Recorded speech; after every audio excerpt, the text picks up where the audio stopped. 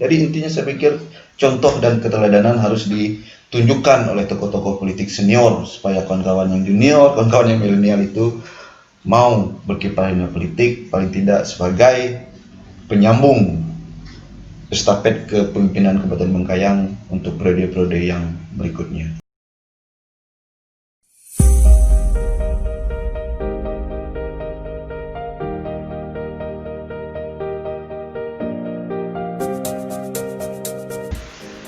Terkait dengan pendidikan, saya salah satu orang yang cukup beruntung bisa mengenyam pendidikan di setiap level dengan baik. Saya SD di tempat kelahiran saya, SDN nomor 3 Paling. Kemudian setelah tamat SD tahun 93, saya ke Singkawang untuk menempuh pendidikan tingkat pertama, yaitu di SMP Budar Singkawang saat itu. Saya lanjutkan kembali di tingkat atas SMA Negeri 3 Singkawang dan selesai tahun 99.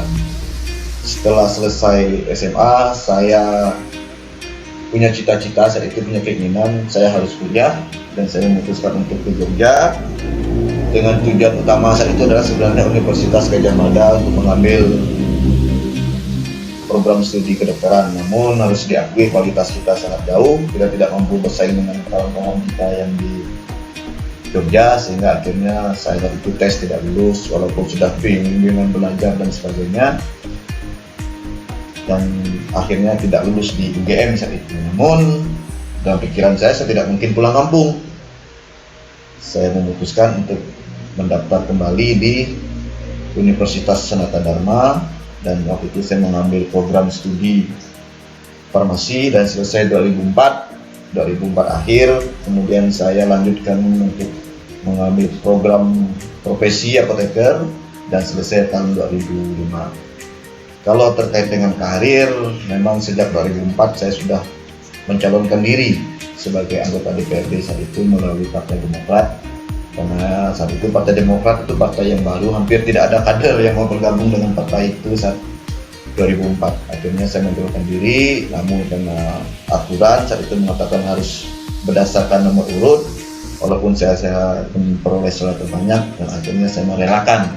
Yang terpilih saat itu adalah nomor urut 1. Berlanjut di 2007 ada musyawarah cabang namanya kalau di Partai Demokrat.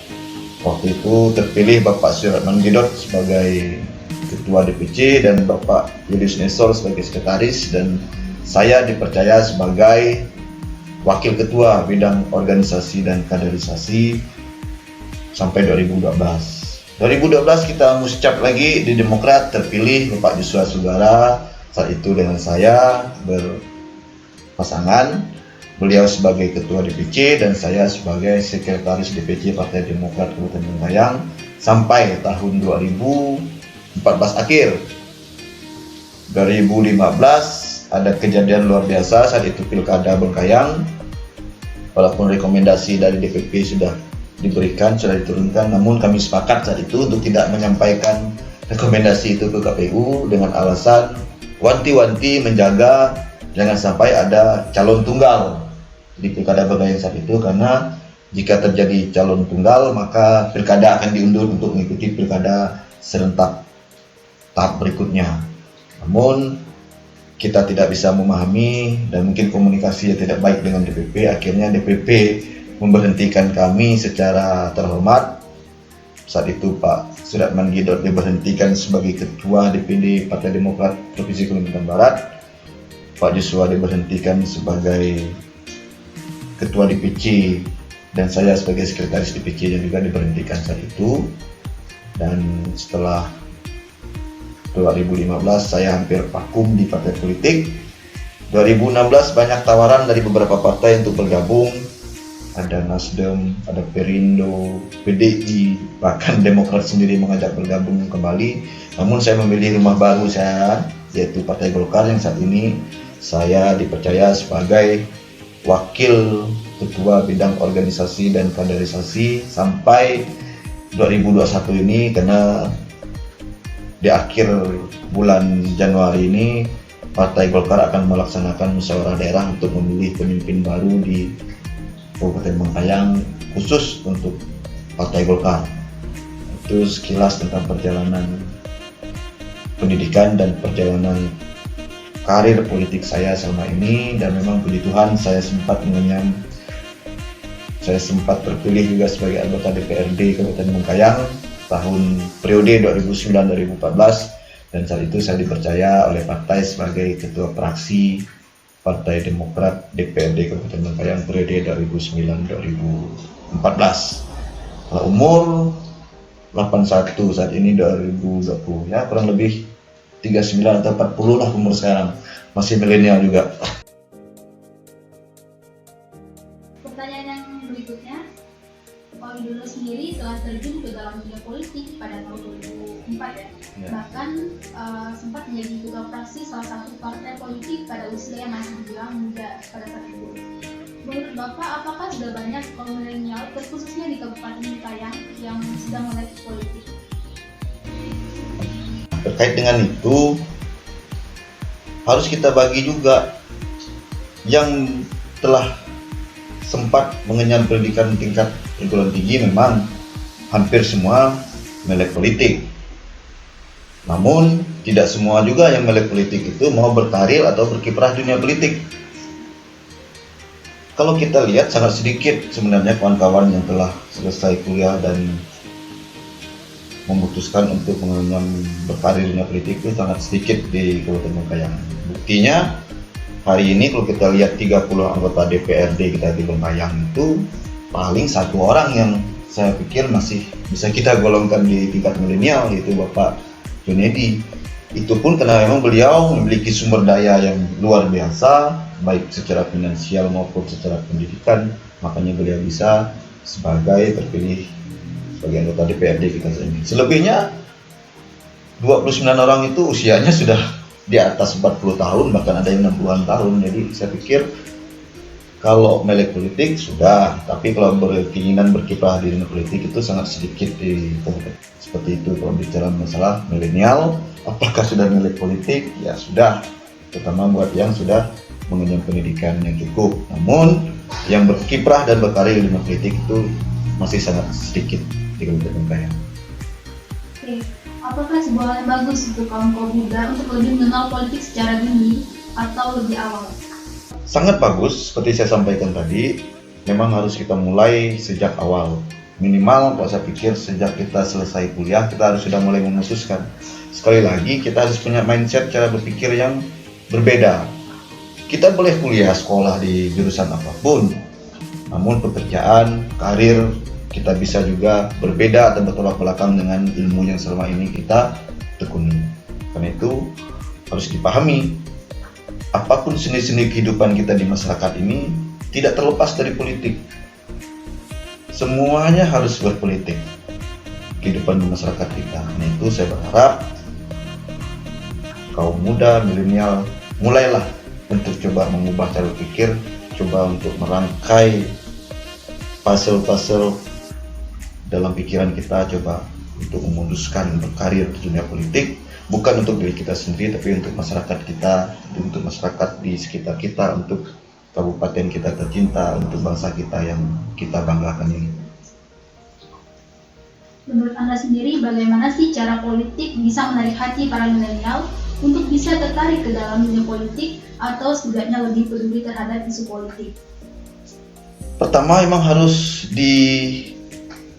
ada yang diteladani. Tanpa keteladanan, saya pikir kawan-kawan yang milenial, terutama karena harus kita akui kawan-kawan yang milenial belum matang secara berpikir, belum matang secara finansial, belum matang secara sumber daya. Memang harus ada contoh dan teladan dari tokoh-tokoh politik yang telah berkiprah lebih dulu. Seperti contoh, kalau kebanyakan tokoh-tokoh politiknya tersangkut hukum, baik itu korupsi, tindakan asusila, tindakan melanggar hukum lainnya, saya pikir sangat sulitlah kita mengajak kawan-kawan milenial yang masih mencari jati dirinya untuk bergabung dengan politik. Jadi intinya saya pikir contoh dan keteladanan harus ditunjukkan oleh tokoh-tokoh politik senior supaya kawan-kawan yang junior, kawan-kawan yang milenial itu mau berkiprah di politik, paling tidak sebagai penyambung estafet kepemimpinan Kabupaten Bengkayang untuk periode-periode yang berikutnya. selain beberapanya yang tertarik, ada juga nih yang berpendapat bahwa politik itu mengerikan gitu. Mengerikan di sini dalam artian kayaknya banyak nih yang menjauhi kata politik, seolah hal tersebut merupakan momok menakutkan. Bagaimana tanggapan Anda mengenai hal tersebut? Ya itu tadi, itu kembali ke cara berpikir kita lagi. Kalau bilang mengerikan ya saya pikir agak berlebihan lah. Tapi kalau emang politik itu kejam ya, ya politik itu emang kejam. Kadang-kadang kita sudah tidak peduli itu saudara, kita sudah tidak peduli itu sahabat, kita sudah tidak peduli itu orang tua kita. Kalau sudah berbeda pandangan politik, ya berbeda. Kalau kita sudah memilih yang satu dan yang lain memilih yang lainnya, ya memang disitulah letak kejamnya politik. Di samping itu, memang politik harus kita akui tidak terlepas dari kekuasaan. Karena itu kita harus coba merubah cara berpikir kita. Ini yang selama ini dipikirkan kawan-kawan, dipikir oleh kita semua. Namun sebenarnya politik itu sangat baik dan menguntungkan dalam rangka mengembangkan kepribadian kita, dalam rangka ikut andil dalam proses pembangunan di daerah kita. Jadi kita harus pikir politik itu ada 3 tujuannya. Yang pertama tentu di eksekutif. Eksekutif itu ada bupati, ada para ASN, semua itu lewat politik, tidak bisa kita lewat politik. Walaupun tidak semuanya lewat politik, harus ditunjang juga oleh pendidikan yang mumpuni. Kalau kita mau masuk ASN, menjadi bupati, gubernur, dan bahkan sampai ke presiden ya. Kemudian legislatif, sekali lagi emang harus ditunjang oleh pendidikan yang cukup. Tidak bisa kita mengandalkan seorang legislator itu tidak pernah berbicara. Seorang legislator itu hanya datang, duduk, diam. Itu yang tidak boleh. Kemudian tujuan politik yang terakhir, ya kita harus di samping eksekutif legislatif, kita harus jadi pengusaha, tidak bisa tidak. Pengusaha yang bergerak di bidang pemerintahan seperti jasa konstruksi dan sebagainya, itu semua pakai politik. Jadi saya pikir kepada kawan-kawan semua, janganlah kita melihat politik itu mengerikan, janganlah kita melihat politik itu sisi kejamnya, sisi tidak baiknya, tapi mari kita lihat politik itu sebagai sumber inspirasi untuk mengubah diri kita sendiri, merubah masyarakat, merubah daerah, dan merubah negara. Itu yang harus kita lihat, sisi baik dari politik. Nah, yang terakhir, apa pesan dan harapan Bapak bagi kaum milenial pada saat ini dalam dunia perpolitikan? Pesan saya, jangan alergi dengan politik. Kita harus sudah belajar politik bukan pada saat kita terjun ke dunia politik, tapi mulailah berpolitik saat kita SD, SMP, SMA sampai perguruan tinggi. Karena saya tahu persis di setiap level pendidikan yang kita tekuni, yang kita tempuh, pasti ada proses-proses pembelajaran diri di dalamnya yang pasti juga melibatkan prinsip-prinsip politik di dalamnya. Nah, saran saya, jangan alergi dengan kata politik. Mari kita mulai berpolitik, tapi harus juga ditunjang oleh pendidikan, harus juga ditunjang oleh kemampuan yang cukup, sehingga apa? Kita betul-betul jadi politisi yang tangguh, jadi politisi yang hebat, baik dalam gagal maupun dalam berhasil. Kita harus tetap berpegang teguh untuk tetap menjalankan prinsip-prinsip yang kita punya. Karena itu saya sampaikan kepada kita semua, terlalu banyak alasan untuk kita gagal. Oh, ini alasan saya gagal ini gara-gara orang tua saya, oh gara-gara pemerintah saya, oh gara-gara saudara saya. Banyak alasan yang kita buat kalau kita mau gagal. Namun harus kita ingat, banyak juga alasan untuk kita berhasil. Oh, saya harus berhasil, alasannya kita yang buat sendiri. Karena itu saya pikir antara gagal dan berhasil harus segera kita ubah cara berpikirnya, harus ubah cara kita memandangnya. Karena sekali lagi, semua bisa kita bikin alasannya, semua kita bisa bikin oh ini karena itu dan sebagainya. Tapi sekali lagi, pilihan ada di tangan kita. Saya berharap pilihlah yang terbaik menurut keinginan kawan-kawan semua, menurut kemampuan kawan-kawan semua, menurut naluri kawan-kawan semua. Karena berpolitik memang harus pakai naluri, perlu bakat, perlu kemampuan, perlu keinginan yang kuat untuk belajar. Kita belajar dunia politik bukan saat kita selesai kuliah lalu selesai, karena dunia politik tidak pernah berhenti belajar. Setiap hari kita belajar dari berbagai pengalaman, dari pemilu ke pemilu, dari periode ke periode. Itulah cara kita belajar dan mengembangkan diri di dunia politik.